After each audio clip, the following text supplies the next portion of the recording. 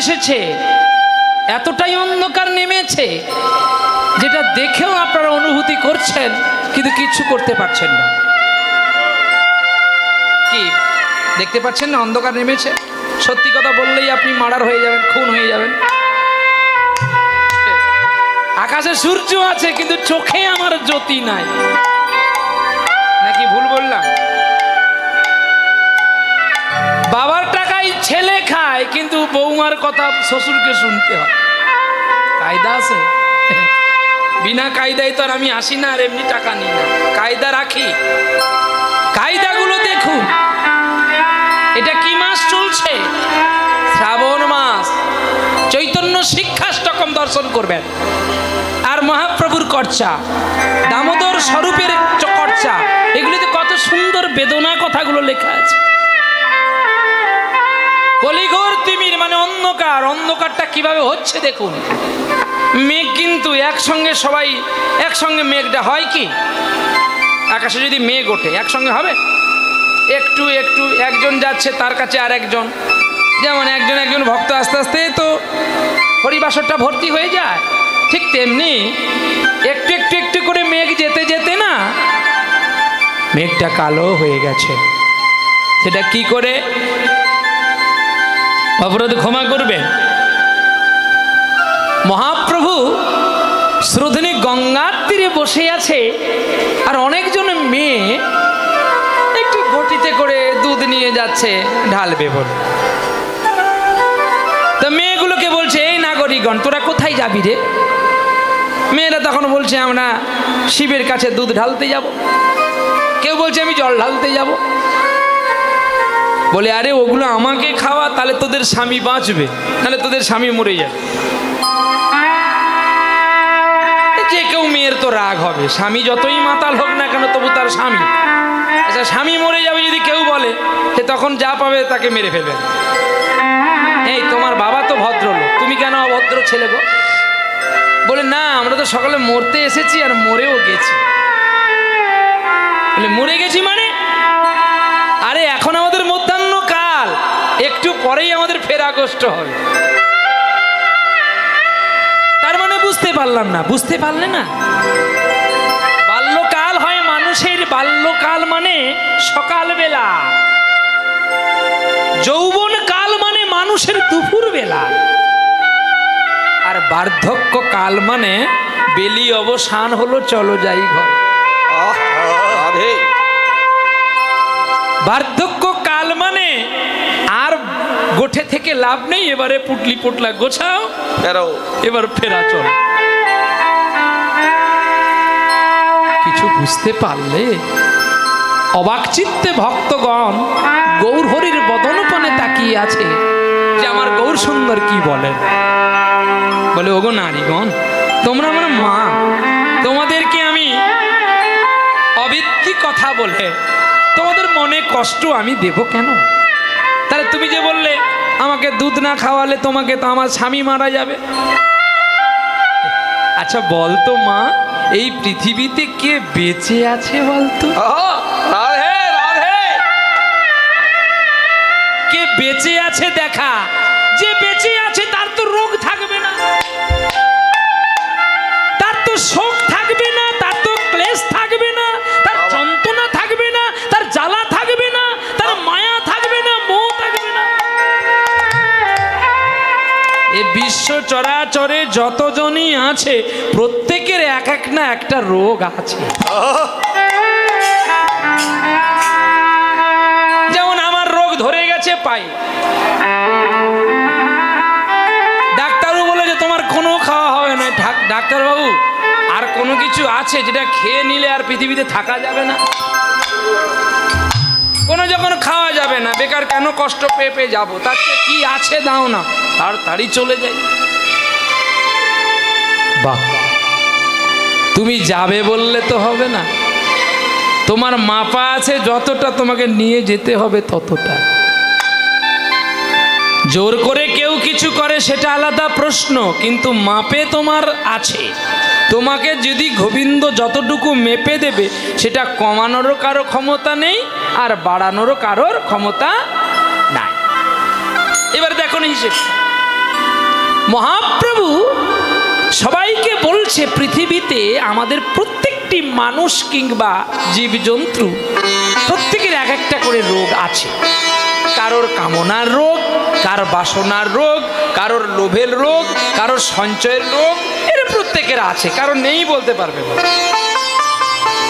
ঠিকই তো, কিন্তু আমি কি বলছি জানো, এত রোগের মাঝখানে যারা ভগবানের সেবা করে, তাহলে ভগবান কি তাকে দেখাশোনা করে না? আজকে সকালবেলায় একজনের সঙ্গে দেখা হলো, তিনি বলছে ঠাকুর ঠাকুর বলে ডেকে কি হবে, মানে আমি বসে নামমালা করছি, বলছি ঠাকুর ঠাকুর ডেকে কি হবে, যারা ঠাকুরকে ডাকে তাদেরকে ঠাকুর বেশি বেশি করে রোগ।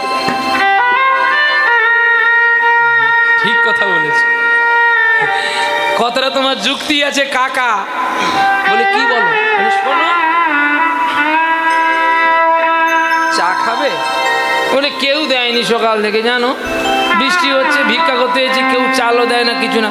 আমি তোমাকে 200 টাকা দিচ্ছি, তুমি দাঁড়াও। এই শোনা, তুই দিবি? সত্যি দিবি? আমি যে কীর্তন করি সেটা তো জানে না, আর তখন তো আমি স্বরূপ করিনি, চুপচাপ বসেছি নামমালাটা নিয়ে। বলছি খোকা দে, 200 টাকা আগে দে, তারপরে চা খা। আমি আগে বললাম তুমি 10 টাকার নোটগুলো নেবে না একটা নোট নেবে? না তুই একটা নোট দে। একটা 200 টাকা দিলাম, একটা কাপড় দিলাম, বলি একটা পাঞ্জাবি আছে দে না। আমি মরেছি জ্বালা, আমার পাঞ্জাবিগুলো তোর গায়ে হবেও না, আর আমার এই পাঞ্জাবিগুলো খুব লোভনীয়। আপনি দোকানে চলুন, অন্য কালারে কিনে দেবো, সাদা যদি কেউ আমাকে দেয় তো আমি মরে যাবো, দেবো না। আমার লোভ থাকে, সাদার প্রতি আমার খুব লোভ। কিন্তু আর সাদা একটি ছাড়া আর কোনো বেটা আমার ট্রাঙ্কে নাই। নিরুপায় হয়ে দিলাম, যাক তুমি পড়ো। তা বলছে 2টো প্রসাদ পাবো তোর বাড়িতে। বলে আর তো ভিক্ষা কেউ দেবেনি, যা বৃষ্টি শুরু হয়েছে, প্রসাদ পেয়ে বাড়ি চলে যাবো। ঠিক আছে বসো। সেই ছোট ছোট কি জিরে কাঠি চাল বলে, বাবার জন্মে তো খাইনি, বাবা হয়তো খেয়েছে, আমি খাইনি। শালা রান্না করেছে মা, কোনো স্বাদই নেই। বলে কেন? না মা রান্না করেছে ভালো, গোবিন্দ পেয়েছে ভালো, মেডিসিন খেয়ে খেয়ে মুক্ত হয়ে গেছে কালো, তাহলে স্বাদ আর কি করে আসবে বলো? ঠিক তদ্রূপই ওই মানুষটি যেমনি করে আত্মনাদ করে একটা মানুষের কাছে আশা প্রাপ্তি হয়ে বসে থাকে, আমরা প্রত্যেকটি জীব যদি এমনি করে ভগবানের কাছে যাওয়ার আগে আর একটা মানুষের কাছে আশা প্রাপ্তি হতাম, তাহলে আর আমাদের এই কলির অন্ধকারটা আসতো না। বলে সেটা কি? আপনারা দেখছেন এই শ্রাবণ মাসে ট্রেনে লোক ধরে না, বাসে লোক ধরে না, রিজার্ভ করে যাচ্ছে বাবার কাছে জল ঢালতে। কি যাচ্ছেন তো? দুর্গা দেবী বলেছিল না শ্রাবণ মাসে হলে তুমি শান্তি পাবে, তাই শান্তি মেটাবার জন্য সেই এখানে আপনাদের যদি কাছাকাছি কোনো শিব মন্দির থাকে সেখানেও হবে না, বলে এখানে ভক্তি নাই, ভক্তি তো তারকেশ্বরে, কি না? আমি দেখতে পাই যে আমরা সাধুগুরু বৈষ্ণবের কাছে শুনতে পাই ঈশ্বরের কাছে যেতে গেলে নাকি আগের দিন হবিষান্ন করতে হয়। বাবা ঠাকুর তোমার এই ভাগবতকে এবারে জলে ডোবাও, কারণ অন্ধকার শুরু। বাবার কাছে জল আনতে যেতে গেলে আগে মেনুটা আমরা তৈরি করব। আগে একটু চানাচুর প্যাকেট লাগবে, একটা মদের বোতল লাগবে। ইউটিউব চলছে, কথাগুলো বলবো। বাবাকে জুতো দেখাচ্ছিস, বাবাকে ঘর থেকে বের করে দিচ্ছিস, ব্যাগের পেছনে সুরার বোতল নিয়ে কাঁধে বাঁক নিয়ে যাচ্ছিস শিবের কাছে জল ঢালতে। শিব তো লাভ দিয়ে একদম কৈলাস থেকে তারকেশ্বরে এসে বসবে তোর কাছে জলটা নেওয়ার জন্য।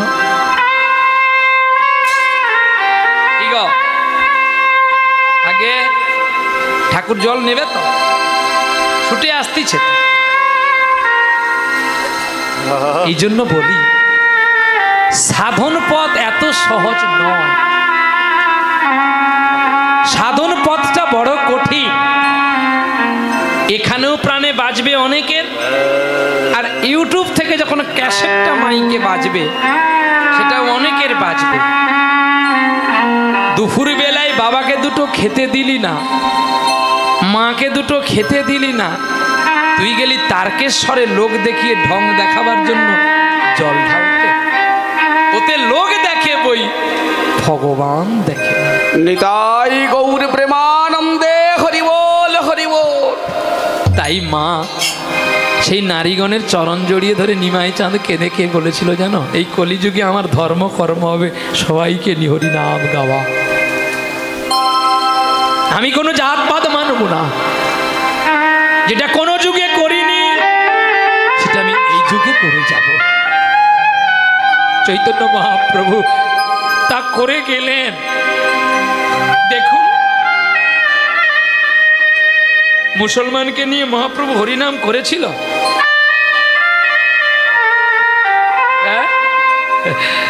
কে ব্যক্তিটি? কে? কাজী সাহেব। আর ব্যক্তিটি কে? ব্যক্তিটি হলো যাকে 22টা বাজারে বেত্রাঘাত করে, চাবুকের আঘাত করে সারা অঙ্গে রক্ত কাদা হয়ে গেল মাটি, তবু যার বদন থেকে হরিনাম কাটতে পারল না, তিনি একমাত্র পেরেছিল চৈতন্যের নয়ন হইতে কৃষ্ণ অশ্রু ঝরিয়ে দিতে। প্রভু, আমার একটি বাসনা তুমি আমায় রক্ষা করো। বলো হরিদাস, তোমার কি আশা? তোমার কি আশা? বলো বলো হরিদাস, বলো। প্রভু, তোমার ও দুটি চরণ রাখো আমার বক্ষস্থলে, নয়ন যেন তোমার বদন কমলে মিলে, আর বদন যেন বলে সদা কৃষ্ণ। আর এ নাম গাইতে গাইতে যেন ছাড়ে মোর প্রাণ। এই নাম গাইতে গাইতে আমি আমার ছাড়িব পরা, ছাড়িব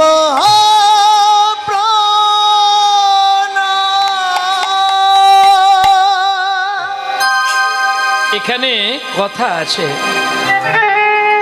আপনারা সকলে জানেন যে কৃষ্ণের স্ত্রী আছে, তবু কেন রাধারানীর সঙ্গে গোবিন্দ লীলা করেছিলেন? রাধারানী একদিন প্রশ্ন করলো গোবিন্দকে, প্রভু তোমার তো স্ত্রী আছে, তাহলে তুমি আমার সঙ্গে কেন প্রেম করো গো? গোবিন্দ রাধারানীকে বলল, ওরা আমার স্ত্রী ঠিকই, কিন্তু ওরা প্রেম জানে না তো। তাই প্রেমিকার সঙ্গে, যারা প্রেম বোঝে তাদের সঙ্গে প্রেম করতে হয়। আর যাত্রার সঙ্গে প্রেম করলে জাতি খারাপ হয়ে যাবে, সে প্রেমের মান জানবে না তো। তাই যে তোমার প্রেম বোঝে সে যে কুলে জন্ম হোক না কেন তার কাছেই প্রেম করে। প্রমাণ ভাগবতে আছে, দেখবেন শ্রীমদ্ ভাগবত মহাপুরাণে আছে। আর যার কথা দর্শন করেছিলেন আমার চৈতন্য ভগবান বীরভূমি জেলাতে, বীরভূমি জেলাতে ব্রাহ্মণের ছেলে প্রেম করেছিল একটা নিচু জাতি কন্যার সঙ্গে, যার নাম চণ্ডীদাস ঠাকুর, মেয়েটির নাম রজকিনী রামী। তাহলে তারা তো আর ভুল প্রেম করেনি। তাই আপনাকে আমাকেও প্রেম করতে গেলে, ভগবানের কাছে যেতে গেলে আগে বাবা মার সঙ্গে প্রেম করুন, বাবা মা কি খাবে, বাবা মা কোথায় থাকবে, বাবা মা কি পোশাক পরে আজকে হরিনাম শুনতে যাবে, কিসে যাবে, বৃষ্টি হচ্ছে, এই চিন্তন যারা করে ভগবানও তো দেখবে স্যাটেলাইট মেশিনের দ্বারায় যে ছেলেটাও বিপদে পড়লে একে আমাকে আগেই দেখতে হবে। আর যারা আসল ভগবান ভুলে গিয়ে ওই নকল পাথর ভগবান পুজতে যায়, ভগবান বলে ও কখন বলতে কখন আমার মন্দিরও বিক্রি করে দিয়ে পালিয়ে যাবেন, এ কোনো গ্যারেন্টি আছে? হ্যাঁ গো, মানে আমি বেশি বিপরীতটাকে যাই, আপনারা সঠিকটাতে যান, আমি কিন্তু বিপরীতটাকে থাকি, মাইনাসে থাকতে হয়।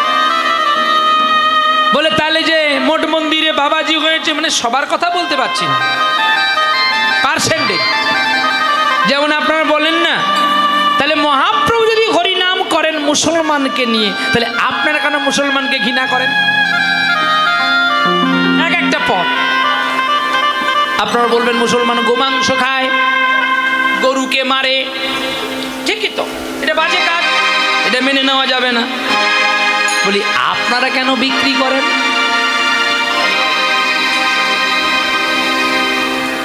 কি ও খেলে যদি দোষ, তাহলে তোমার বিক্রি করলে দোষ নয়?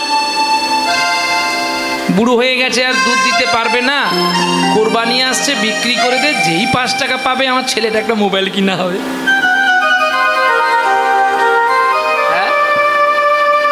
ওই মোবাইল দেখতে দেখতে গরুটা যেমন কানতে কানতে গেল, শেষে মোবাইল দেখতে দেখতে তো ছেলে যেন আবার তোর কোল থেকে না হারিয়ে যায়। আরে তার মোবাইলের দিকে লক্ষ্য, রাস্তায় গাড়ি আছে সেদিকে কি লক্ষ্য? আমি অভিশাপ দিচ্ছি না, কথাটা বলছি। ঠিক তেমনি যেন না করে। অতএব কাউকে দেখে ঘৃণা করবেন না, কে কি খেলো সেটা দেখে ঘৃণা করবেন না। মদ খেয়েও তো বিল্ল ঠাকুর গোবিন্দকে পেয়েছে, পাইনি? বলে যে কুলে তোমার জন্ম হোক না কেন, ভাব যদি তোমার ঠিক থাকে, চলার ভাব যদি তোমার ঠিক থাকে, তুমি নিশ্চয়ই তাকে পাবে। তাই সাধন চিত্তটা এত সহজ জিনিস নয় বাবা। দরকার নেই, শিব বলেনি যে শ্রাবণ মাসে তোর বাবা মাকে আমায় খেতে না দিয়ে আমার কাছে জল ঢাললে তোর পুণ্য হবে। কোনো ভগবান বলেনি বাবা মাকে খেতে না দিয়ে আমাকে প্রতিদিন গড় করবি, আমার জন্য পয়সা তুলে রাখবি। কোনো গুরুদেব বলবে না, সিদ্ধান্তে নাই।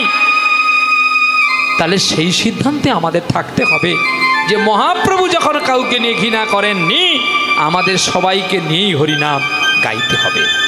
কলিঘর তিমিরে গোরাসলে জগজন ধর্ম কর্ম রহু দূরে, অসাধনে চিন্তামণি বিধি মিলাইল জানি, গোরাই আমার দয়ালের ঠাকুর। গোরা দয়ালের ঠাকুর, গোরা বড় দয়ালের ঠাকুর। দয়াল কাকে বলা হয় না? যিনি দান ধ্যান করে। যে দান ধ্যান করে তাকে দয়াল বলা হয় কি না? যে দান ধ্যান করে তাকে বলা হয় দাতা। আর যে ঘৃণা করে না সে হয় দয়ালের ঠাকুর। যে জাতির বিচার করে না, উঁচু নিচু মানে না, সবাই রে ধরিয়া বলে কৃষ্ণ নাম, যে নামেতে পুরে যায় জীবের সকল মনস্কাম। তাই আমাদের কর্তব্য বাড়িতে থেকে বাবা মার সেবা করে ঈশ্বর আরাধনা করো। হেতা ওতা ঘুরে ছুটে কোনো লাভ নাই। ওই মন্দিরই দেখতে পাবেন আর বিগ্রহ দেখতে পাবেন যে তোমার সঙ্গে কথা বলবে। বিদ্রোহী কবি কাজী নজরুল ইসলাম বলল তো, পাথর দিয়ে মন্দির বানানো যায় বটে, কিন্তু সে মন্দিরে কি আর ভগবান থাকে গো? তাহলে রাধারানী বলছে দেখো রাধারানী কোথায়? বৃন্দাবনে। আর কাজী নজরুল ইসলাম কোথায়? তার বাড়ি কোথায়? হ্যাঁ, কাজীর বাড়ি কোথায় গো? এই মরেছে। কাজী নজরুল ইসলামের বাড়ি কোথায়? হ্যাঁ, কোথায়? ফুলিয়া, পুরুলিয়া। কি বলে? চুরুলিয়া। চুরুলিয়া আমার পশ্চিমবাংলার মধ্যে তো নাকি, না বাইরে? আগে কি গো, কেউ কথা বলেননি কেন? ঠান্ডা পড়েছে তো। কিন্তু ভালো হয়েছে যে এত আর গরম লাগছে না, একটু আরামে একটু হরিনাম শুনতে পাবো। হ্যাঁ, কি গো বাবা, পশ্চিমবাংলার মধ্যে কাজী নজরুল ইসলামের বাড়ি তো। হ্যাঁ, জানেন গান লিখতে লিখতে কাজী সাহেবের ছেলে মারা গিয়েছিল, একটাই ছেলে। তবু কাজী সাহেব মা সরস্বতীকে বলেছিল, পুত্র গেলেও পুত্র পাবো, কিন্তু তুমি আমার হাত থেকে যেও না। মা সরস্বতী কাজী নজরুল ইসলামের হাতে ছিল, হাতে, এই আঙুলে। যার কত গান অর্ধেক কীর্তনিয়াই জানে না, এবং ভালো ভালো পদ। একটা পদ আছে দেখবেন উত্তরা গোষ্ঠে, নাসিক মাবুদ একটি পদ লিখে গিয়েছিলেন। এটা মুসলমান,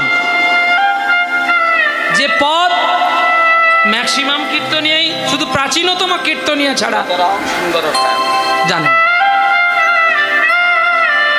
তাহলে কোথায় আছি আমরা? ঘৃণা করি যাদেরকে, তারা এক একটা পদ লিখেছে, অথচ আমরা তাদেরকে ঘৃণা করব।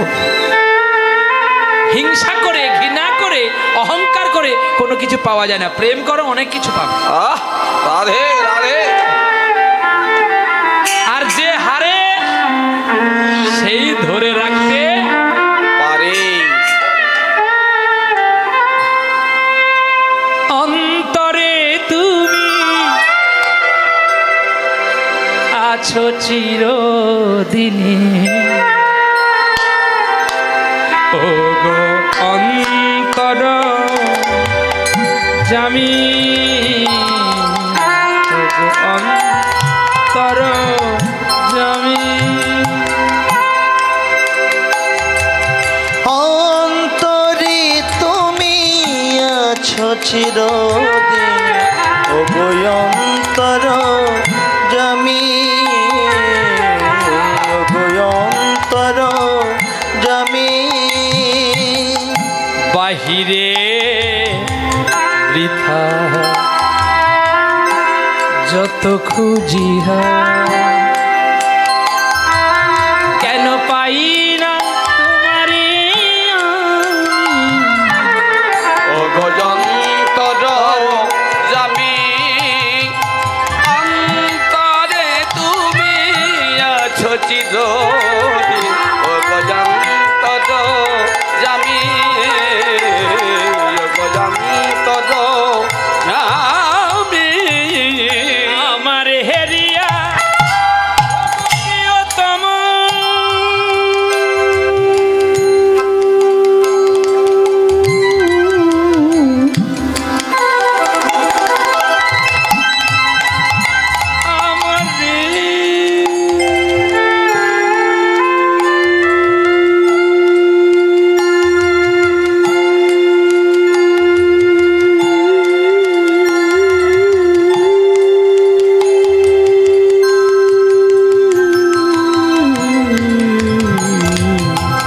আমার আমার হেরিয়া ও গো প্রিয়তম,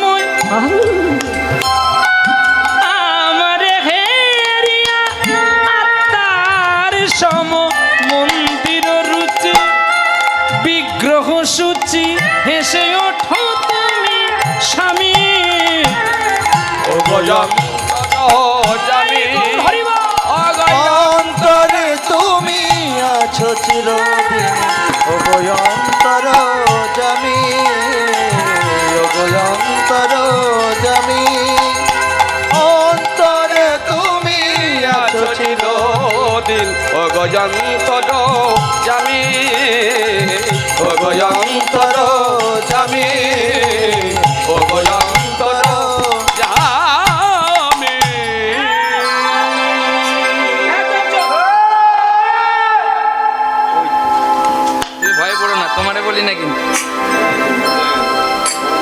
বাজে ছেলে কোথাকা, সবসময় শুধু রাধা রাধা ছাড়া আর বাঁশি বাজে না। বলে দেখো তোমার স্ত্রী শুনলে কি বলবে, যে কেউ ঘরে যদি কোনো স্ত্রী জানে ঘরে স্ত্রী থাকতে পরে নারীর সঙ্গে তুমি লীলা করো। রাধে গো, আমি যতই করে চেষ্টা করি রুক্মিণী রুক্মিণী বলে বাঁশি বাজাবো, বাঁশি একটাই বলে রাধা। আহা, জানো রাধে, আমি সখাদের মাঝে যখন খেলা রসে থাকি তবু তোমাকে আমি সদাই মনে রাখি। যখন মায়ের কোলে আমি দুগ্ধ খাই সদাই নয়ন জলে ডাকি আমার কোথায় আছো রাই। যখনই আমি বসে থাকি গুরুজনার মাঝে, বলো বলো রাধে, তুমি যদি আমাকে ভালো না বাসো কেন সাজো কৃষ্ণ। রাধে, আমি নাই শুধু তোমার সঙ্গে প্রেম করি, তুমি আমাকে বলছো, কিন্তু বলো তো তুমি এত সেজেছো কার জন্য? রাধা রানী দুটি চরণ জড়িয়ে গোবিন্দ বলছে, বধূকে প্রাণনাথ হয়ে তুমি আমার জীবনে জনমে। গো রাধে, বধূকে কি আর লিব আমি,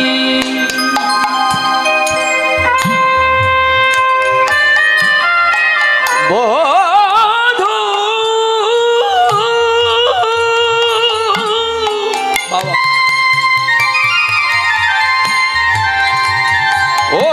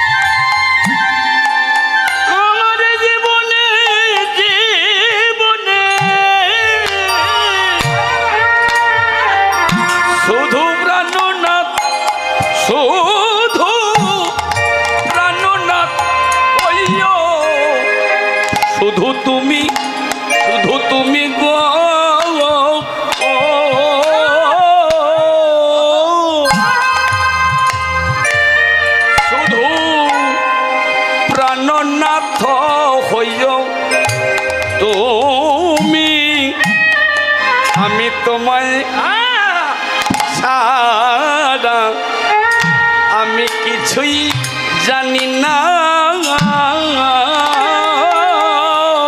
ও বধূ, তোমার চরণে ছাড়া আমায় আর করো না। রাধে গো, তোমার চরণে ছাড়া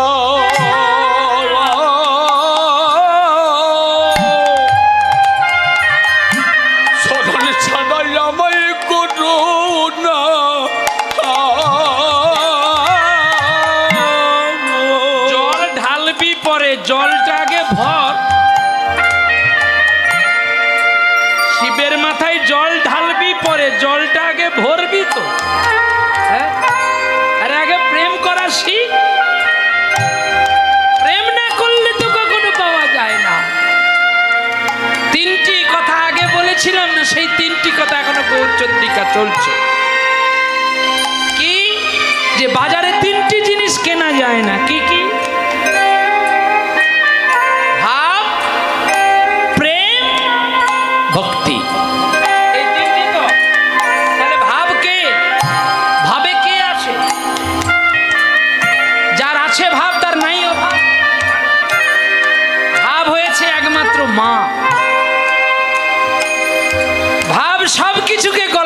পারে, কিন্তু ভাবকে গলাতে কেউ পারে।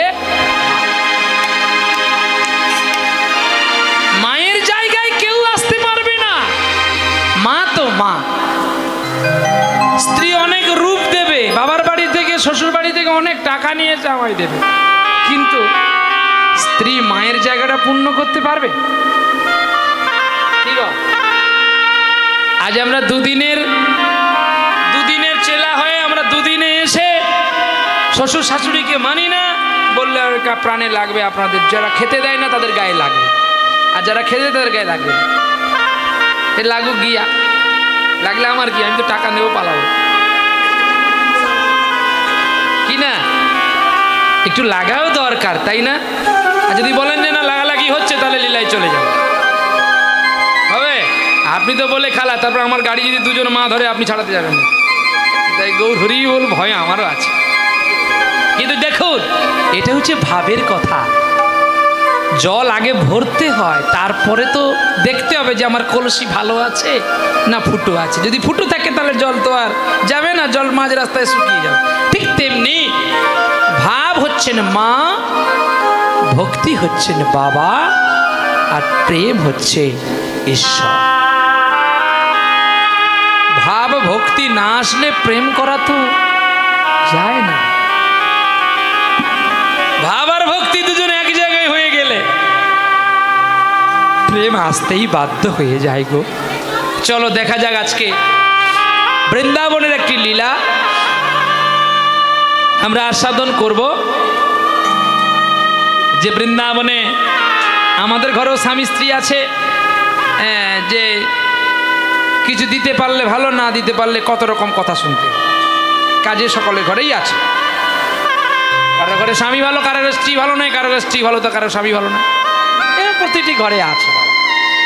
তো সে যাই হোক না কেন, সেটা সকল ঘরেই থাকবে, আর সেগুলো দেখলে তো আর আমাদের কীর্তন হবে না। আমাদের যে কাজের জন্য এসেছে আমাদের সেই কাজটাই করতে হবে। কীরা যেন বলেছিলেন,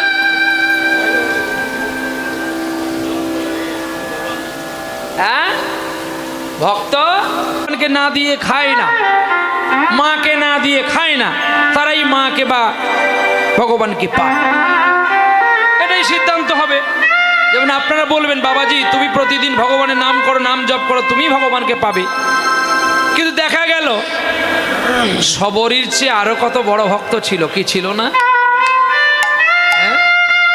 কই তারা রামকে খাওয়াতে পারলো না, সবরী কি করে খাইয়ে দিল?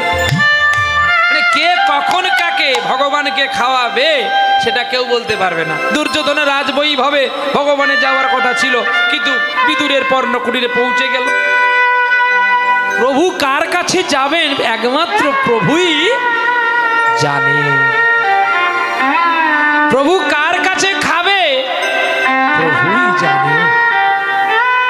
প্রভু কার নামে বাঁশি বাজাবে সেটাও প্রভু জানে। কিন্তু আমরা কবে যাব আমরা জানি কি? কি গো মা, আমরা কবে যাব এই পৃথিবী ছেড়ে আমরা কেউ বলতে পারবো? কে কিভাবে যাব সেটাও বলতে পারবো? কে কতক্ষণ থাকবো সেটাও কি বলতে পারবো? না। সে সকলের মালিক যিনি, সে জানে যে কার কখন যাওয়ার সময় হবে। তাহলে তার সমালোচনা না করে তার সম্প্রীতি কথাটা আস্বাদন করা জীবের কর্তব্য। তাই সেই ব্যক্তিটি হলো নয়নদাস ঠাকুর। নয়নদাস ঠাকুর পদটি করে পদের ভোগ বিলাস করলেন। বেদ বিদ্যা থাকলে যে ভগবানকে পাবেন এটা কখনো নয়। মূর্খও তো ভগবানকে পায়। যে সাধন ভজন জানে না সেও তো হাগুর হাগুর বলে পায়। ভবা পাগলা পায়নি, রামকৃষ্ণ পায়নি, বামা খেপা পায়নি। বলো না, যে কোনোদিন স্কুলে গেল না, 7 বছরের ছেলে এক পায়ে 16টি বছর দাঁড়িয়েছিল। একটাই শব্দ পদ্ম পলাশ লোচন করি, সে কি করে পায় ব্রজের বংশীধারী? অতএব যে কুলে জন্ম হোক না কেন, শুধু চলনটা যদি ভালো থাকে, ভক্তি প্রেম যদি থাকে, নম্র চিত্ত যদি থাকে, আপনার ভগবান একদিন না একদিন কাছে আসবে। চলো আজকে সেই লীলায় প্রবেশ করি, বৃন্দাবনে যাব। তার আগে সকলে মিলে একেবারে দুটি বাহু তুলে বলো, প্রেম সে বলো রাধে রাধে রাধে